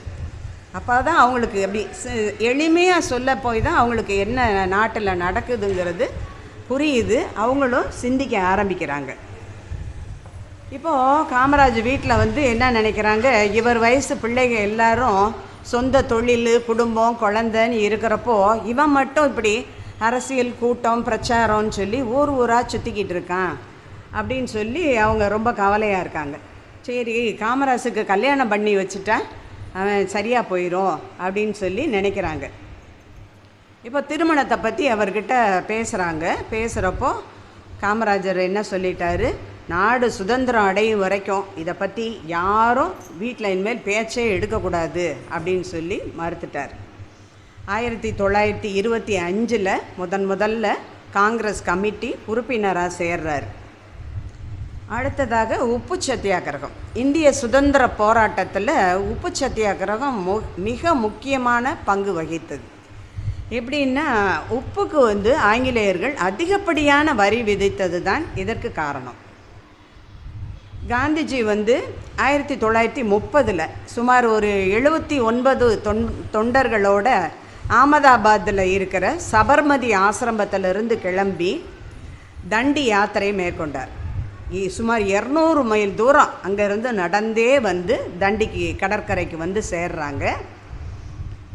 ஆங்கிலேயரிடம் அவர்களோட இது என்னென்னா, அவங்கக்கிட்ட ஆங்கிலேயர்கள்ட்ட வரி செலுத்தி உப்பை வாங்காமல் நாமே கடல் நீரை காய்ச்சி உப்பை எடுத்துக்கொள்வது தான் அப்படின்னு சொல்லி மக்களுக்கு அவர் சொல்கிறார்.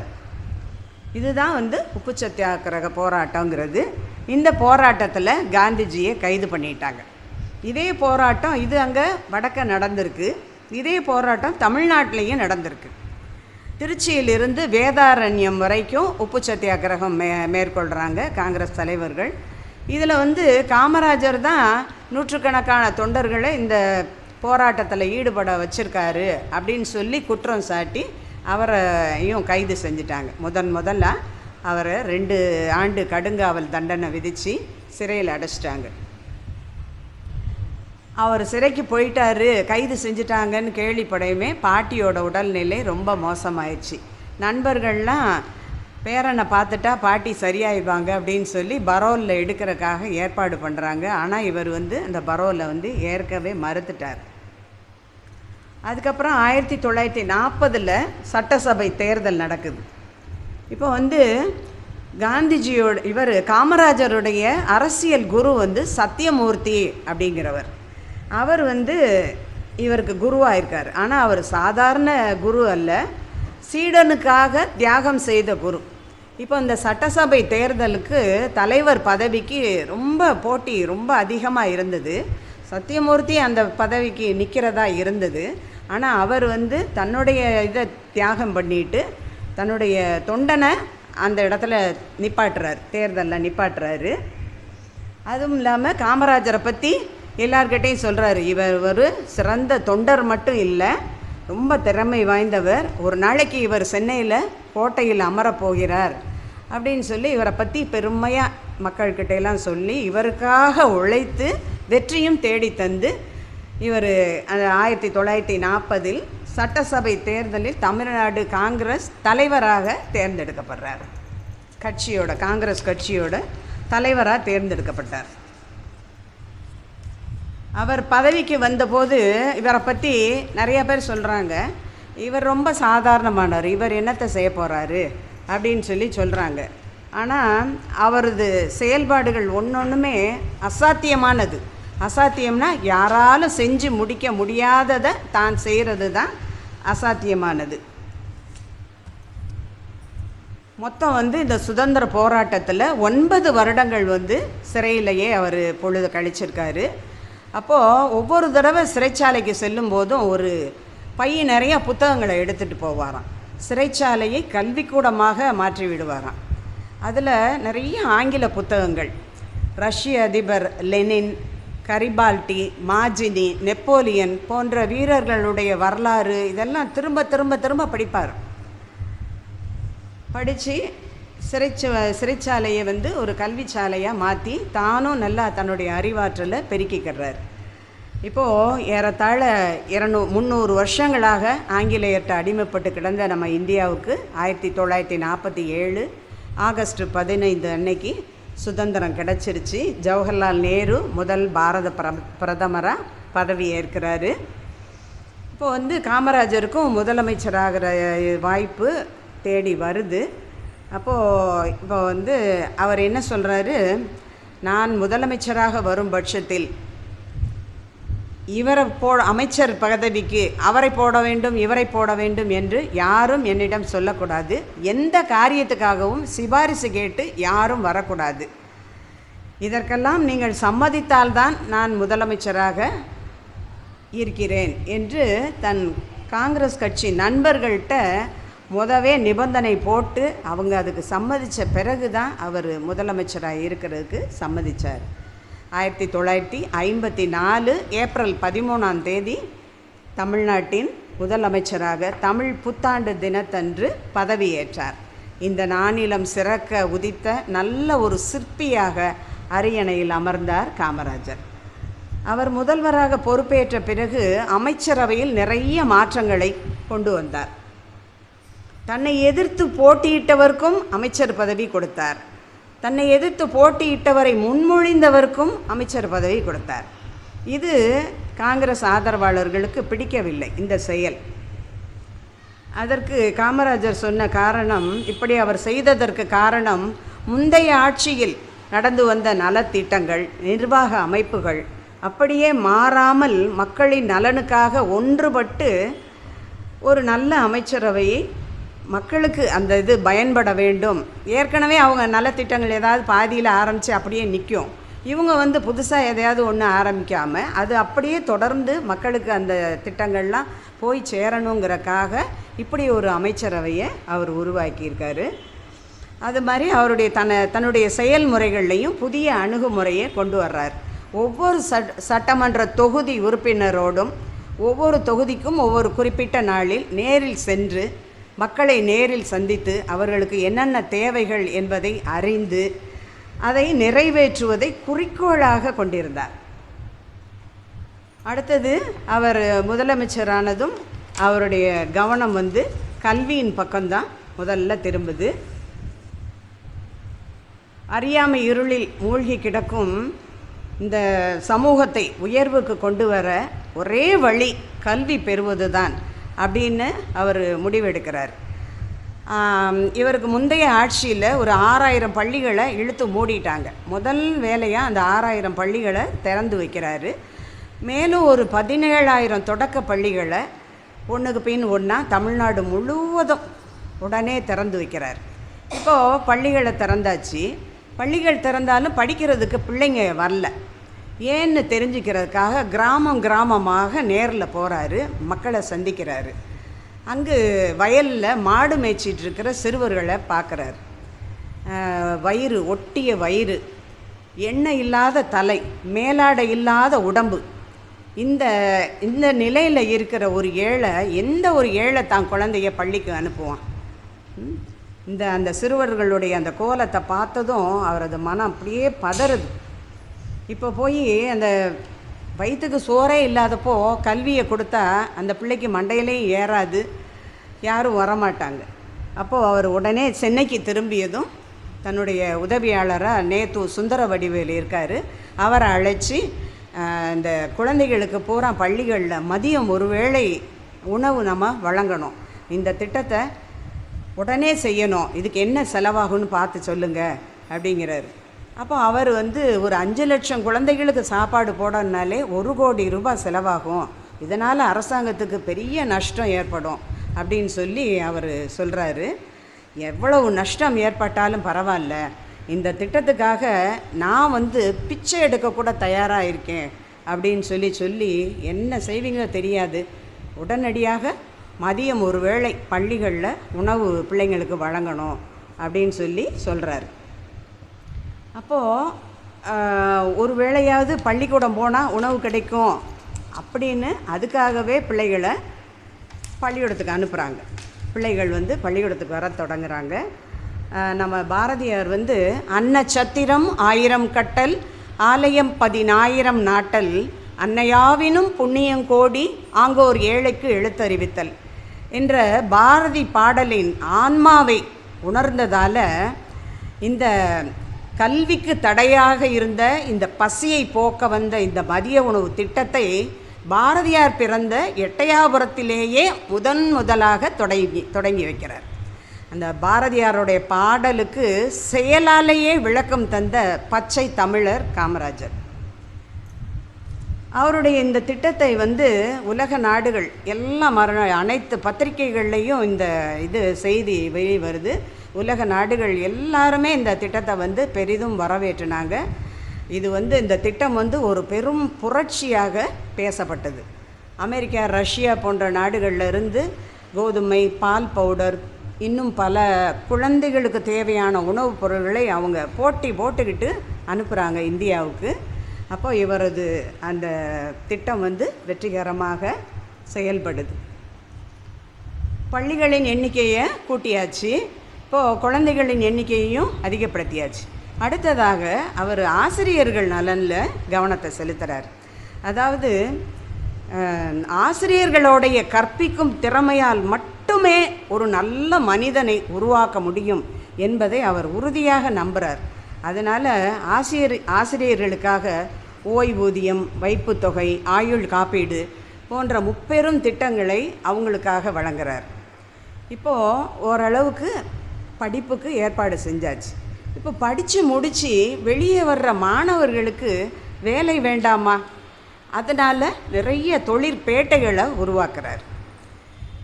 இப்போது கல்வி கற்றவனுக்கும் தொழில் படித்தவனுக்கும் பசி எடுக்குமே, அவனுக்கு உணவு வேணுமே. அதனால் அவருடைய அடுத்த கவனம் வேளாண்மை நோக்கி திரும்புது. அதாவது பொதுவாக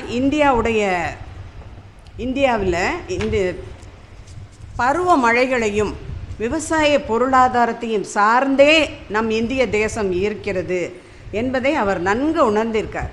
அதனால் விவசாயத்தை மேம்படுத்தணும், விவசாயிகளோட வாழ்க்கை தரத்தை உயர்த்தணுங்கிறதுல அவருடைய அடுத்த கவனத்தை கொடுக்குறாரு. அதுக்காக என்ன செய்கிறாரு, எங்கெல்லாம் ஆறுகள் இருக்குதுன்னு பார்க்குறாரு. அந்த ஆறுகள் ஓடிக்கொண்டிருக்கிற ஆறுகள் முதுகில் கொஞ்சம் வாய்ப்பு கிடைச்சாலும் சரி அந்த இடத்துல ஒரு அணையை கட்டுறாரு. ஓடிக்கொண்டிருக்கும் ஆறுகளின் முதுகில் எல்லாம் அணைகளை கட்டுறாரு. கன்னியாகுமரி மாவட்டத்தில் பேச்சிப்பாறை அணை, திருநெல்வேலி மாவட்டத்தில் மணிமுத்தாறு, அப்புறம் மதுரை மாவட்டத்தில் வைகை, கோவை மாவட்டம் ஆழியாறு, பரம்பிக்குளம் மற்றும் குந்தா அணைக்கட்டு, பவானி, கிருஷ்ணகிரி, சாத்தனூர், கோமுகி, இன்னும் பல நீர்நிலைகளை கட்டினார். இதுக்கெல்லாம் ஆதாரம் மின் உற்பத்தி. அதுக்காக அனல் மின் நிலையங்கள், புனல் மின் நிலையங்களை எல்லாம் உருவாக்குறார். கருப்பு தங்கம் என்று அழைக்கப்படும் அந்த பழுப்பு நிலக்கரி தொழிற்சாலை நெய்வேலியில் அமைவதற்கு முக்கிய காரணமாக இருந்தவர் நம் காமராஜர் தான்.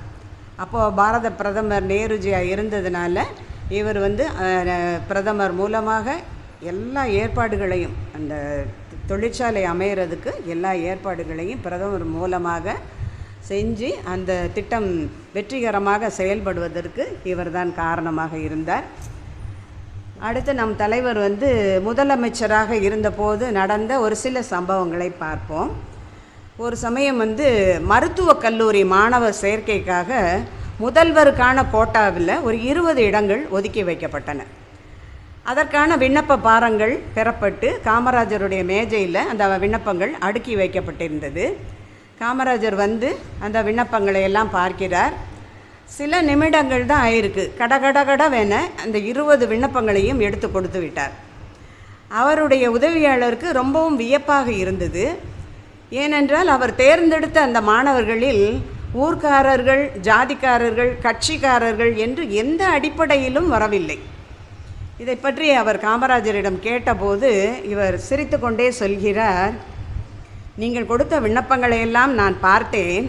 அதில் எந்த பெற்றோர் கையொப்பம் என்ற இடத்தில் எதிலெல்லாம் கையெழுத்துக்கு பதிலாக கைநாட்டு வைக்கப்பட்டிருந்ததோ அவற்றையே நான் தேர்ந்தெடுத்தேன். எந்த குடும்பத்தில் கல்லாமை என்ற இருள் இருக்கிறதோ அவர்கள் வீட்டுக்குத்தான் நான் முதலில் அறிவு விளக்கேற்ற வேண்டும் என்று சொல்லிய கல்வி வள்ளல் அவர். ஒருமுறை இங்கிலாந்து ராணி எலிசபெத் மகாராணி தமிழ்நாட்டுக்கு விஜயம் செய்திருந்தார்கள்.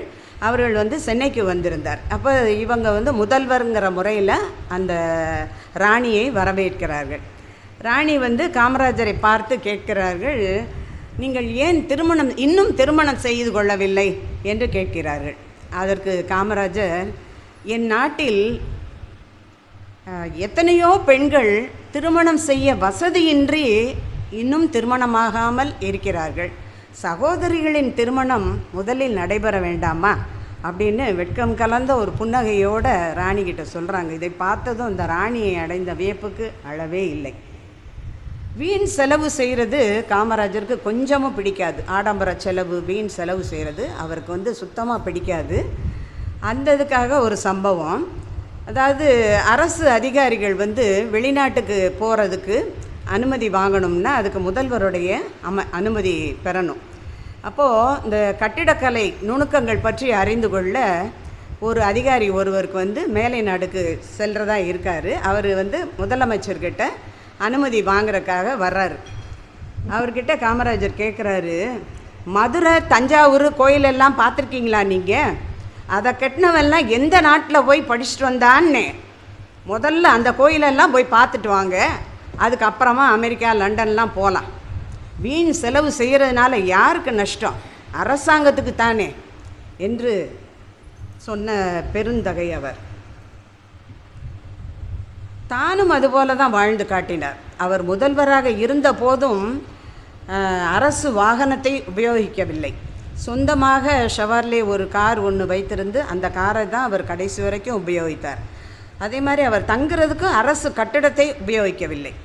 அந்த காங்கிரஸ் கட்சி அலுவலகத்திலேயே பல ஆண்டுகள் அங்கேயே தங்கி அங்கேயே தூங்கி சும்மா அப்படியே வராண்டாவில் படுத்துருவாராம். பல வருடங்கள் அந்த மாதிரி காங்கிரஸ் அலுவலகத்திலே தங்கி இருந்திருக்காரு. அதுக்கப்புறம் முதலமைச்சர் ஆன பிறகு 250 ரூபா கொடுத்து ஒரு வாடகை வீட்டில் தான் கடைசி வரைக்கும் அந்த வாடகை வீட்டிலே தான் தங்கி இருந்தார்.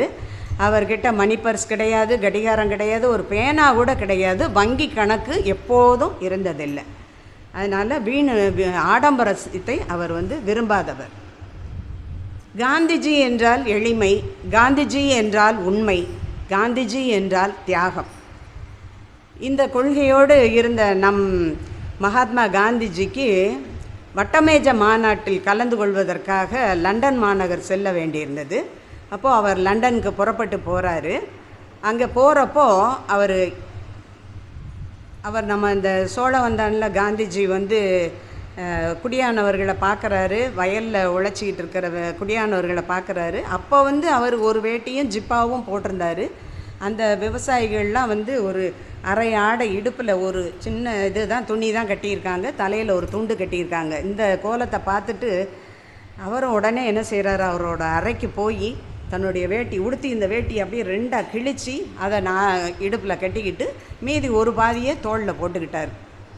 என்னைக்கு என்னுடைய நாட்டு மக்களுக்கு எல்லாருக்கும் முழு உடை அணிகிறதுக்கு வசதி வருதோ அன்னைக்கு தான் நானும் இந்த முழு ஆடையை அணிவேன்னு சொல்லி அன்னைக்கு சபதம் எடுத்தது. அவரோட வாழ்நாள் முழுவதும் அவர் அதே அரை ஆடையோடு தான் அவர் இருந்தார். அதே மாதிரி இப்போது லண்டனுக்கு போய் பிரிட்டிஷ் பிரதமரை பார்க்க போகிறாரு. அப்பையும் எளிமையோட அந்த கதர் வேட்டி, அந்த ஒரு முழ துண்டோடு தான் போய் அந்த வட்டமேஜ மாநாட்டில் கலந்துக்கிட்டு ஒரு ஏழை இந்தியனாகவே அவர் சென்று திரும்பினார். அதே மாதிரி அவருடைய வழியில் வந்த நம்ம காமராஜருக்கும் ரஷ்யாவுக்கு செல்கிறதுக்கு ஒரு வாய்ப்பு கிடச்சிது. அப்போ அவர் ரஷ்யாவுக்கு போகிறப்போ அங்கே கடும் குளிர் வாட்டி எடுக்குது, ரொம்ப பயங்கரமான குளிர். அவர் நண்பர்கள் எல்லாரும் அவரை வந்து கோட் அணிஞ்சு கொள்ளும்படி ரொம்பவும் வேண்டிக்கிறாங்க. இங்கேருந்து போகிறப்பயே கொடுத்தும் விட்டாங்க. அங்கே இருக்கிற நண்பர்கள் வந்து நீங்கள் கோட் அணிஞ்சு கொள்ளும்படி ரொம்பவும் வேண்டுறாங்க. ஆனால் அவர் வந்து அந்த 4 முழ வேட்டி, அந்த கதர் சட்டையோட ஒரு ஏழை இந்தியனாகவே சென்று அவர் என்ன காரியத்துக்கு போய் போனாரோ அதை வெற்றியோடு முடித்து திரும்பி வந்தார். எந்த நிலையிலும் எந்த நேரத்திலும் ஒரு ஏழை இந்தியனாகவே நான் வாழ விரும்புகிறேன் என்று சொன்ன மக்கள் தலைவர் அவர். தமிழ்நாட்டில் யாருக்குமே பிரதமர் ஆகிற வாய்ப்பு கிடைக்கவில்லை. ஆனால் ஜவஹர்லால் நேரு மறைந்ததும் சாஸ்திரி மறைந்ததும் காமராஜருக்கு அந்த வாய்ப்பு கனிந்து வந்தது. பலரும் அவரை பிரதமராக இருக்க வேண்டும் என்று வேண்டினார்கள். ஆனால் காந்திஜி காமராஜர் அதை திட்டவட்டமாக மறுத்துவிட்டார். இதனால் அவர் அரசியல் மகரிஷி என்று அழைக்கப்படுகிறார். நம்ம ராஜபாளையத்தில் ஸ்ரீமான் ராமசாமி ராஜான்னு சொல்லி நமக்கு எல்லாத்துக்கும் தெரியும். நம்ம பஸ்ஸில் ட்ரெயினில் போகிறப்போ பார்த்துருப்போம். நிறைய நிறுவனங்கள் அவர் பெயரால் இருக்கும். அவரும் முதலமைச்சர் காமராஜும் ஒருவர் மேலே ஒருவர் ரொம்பவும் மிகுந்த அன்பும் மரியாதையும் வைத்திருந்தார்கள். இந்த ராமசாமி ராஜா அங்கே ராஜபாளையத்தில் ஒரு பெரிய நூற்பாலையை நிறுவியிருந்தார். மேலும் பல கல்வி நிறுவனங்களை அவர் நடத்திக்கிட்டு வந்தார். இது நம்ம காமராஜருக்கு தெரியும். அதனால் அவர் இவர் மேலே ரொம்பவும் மதிப்பு வச்சுருந்தார். இப்போ தமிழ்நாட்டில் ஒரு சிமெண்ட் தொழிற்சாலை ஆரம்பிக்கிறதுக்காக நமக்கு ஒரு மத்திய அரசுக்கிட்ட இருந்து அனுமதி கிடச்சிருக்கு. அப்போது காமராஜர் அந்த சிமெண்ட் ஆலையை அந்த பொறுப்பை ராமசாமி ராஜா கிட்ட ஒப்படைக்கிறார். நீங்கள் இந்த தொழிற்சாலையை நடத்தினா நல்லா வரும்னு நான் ஆசைப்படுறேன். அதனால் நீங்கள் தான் இந்த தொழிற்சாலையை ஆரம்பிக்கணும்னு சொல்லி அவரை கேட்டுக்கிட்டார். உடனே காமராஜர் சொன்னதுனால அவங்களும் ஒரு தொழிற்சாலை ஆரம்பிக்கிறதுனா லேசான காரியம் இல்லை. எவ்வளவோ பல இன்னல்களுக்கு இடையில் அவங்க மெட்ராஸ் சிமெண்ட்ஸ் அப்படிங்கிற பேரில் அந்த சிமெண்ட் ஆலையை தொடங்குறாங்க. ராம்கோ சிமெண்ட்டுன்னு இப்போ மிக பிரபலமாக இயங்கிக்கிட்டு இருக்கிற அந்த சிமெண்ட் தொழிற்சாலை தான் முதல்ல மெட்ராஸ் சிமெண்ட்ஸுங்கிற பேரில் ஆரம்பிக்கப்பட்டது. காமராஜரோட பொன்னான திருக்கரங்களால் அந்த ஆலையின் உற்பத்தியை தொடங்கி வைக்கிறாரு. இன்றைக்கும் அந்த நிறுவனம் வியாபாரத்தில் கொடிகட்டி பறந்துக்கிட்டு இருக்கு. அவருக்கு இந்த ராமசாமி ராஜாவுக்கு ஊக்கம் அளித்து அந்த தொழிற்சாலையை நடத்துவதற்கும் அதன் வளர்ச்சிக்கும் காமராஜர் உறுதுணையாக இருந்தார். ராமசாமி ராஜா மறைந்த பிறகு அவரது மகன் ராம சுப்பிரமணிய ராஜா அந்த பொறுப்புக்கு வந்தார். அவரும் இந்த கல்வி துறையில் மிகுந்த ஆர்வம் உள்ளவராக இருந்தார். ராஜபாளையத்தில் ஒரு பாலிடெக்னிக் ஆரம்பிக்க வேண்டும் என்று அவருக்கு ஒரு நீண்ட நாள் கனவு இருந்தது. இதை நம்ம முதலமைச்சர் காமராஜர்கிட்ட அவர் தெரிவிக்கிறாரு. அப்போது காமராஜரும் அதற்கு அனுமதி அளித்து அவருடைய தந்தை ராமசாமி ராஜா பெயரிலேயே ராஜபாளையத்தில் ஒரு பாலிடெக்னிக்கை ஆரம்பித்தார்கள். இப்படியாக இதை பூராமே இவர் சொல்கிறார், ராமசுப்பிரமணிய ராஜா அவரே சொல்கிறார். இப்படி எங்களுடைய ஒவ்வொரு வளர்ச்சிக்கும் பெருந்தலைவர் எங்களுடைய ஒவ்வொரு வளர்ச்சிக்கும் எங்களை ஊக்குவித்து எங்களை வாழ்த்தி எங்களை உற்சாகப்படுத்தி எங்கள் வளர்ச்சியில் மிக முக்கியமான பங்கு அவருடைய பங்கு என்று நன்றியோடு கூறுகிறார் ராம்கோ நிறுவனத்தின் உரிமையாளர் ராமசாமி ராஜா. தனது 16 வயதில் காந்தியடிகளை பின்பற்ற தொடங்கி கடைசி மூச்சு வரையும் சிறிதளவோட பிறழாது காந்தியை தொண்டனாகவே வாழ்ந்து காந்தி பிறந்த நாளிலேயே கண்மூடிய மாபெரும் தலைவர், குமரியில் காலூன்றி இமயமாக உயர்ந்து நின்ற பெருந்தலைவர் அவர் மறைந்து 50 ஆண்டுகள் ஆன பிறகும் இன்னும் காமராஜ்ய ஆட்சி வர வேண்டும் என்று தமிழ்நாட்டு மக்கள் எல்லோரும் விரும்புகிறார்கள். மண்ணாசை கூடாது என்று மகாபாரதம் உணர்த்துகிறது. ஆனால் மண்ணாசை, பொன்னாசை, பெண்ணாசை, பதவி ஆசை என்று அனைத்து ஆசைகளையும் துறந்த தியாக செம்மல் அவர். அப்படிப்பட்ட தியாக திருவுருவை நாம் திரும்ப திரும்ப நினைப்பதன் மூலமும் பேசுவதன் மூலமும் காமராஜருடைய நற்பண்புகள் நமது தாய் திருநாட்டில் விதைகளாக விழுந்து முளைத்து பயிராகச் செய்வோம் என்று கூறி காமராஜர் நாமம் வாழ்க, அவர் புகழ் ஓங்குக என்று சொல்லி என்னுடைய உரையை முடித்துக்கொள்கிறேன். நன்றி.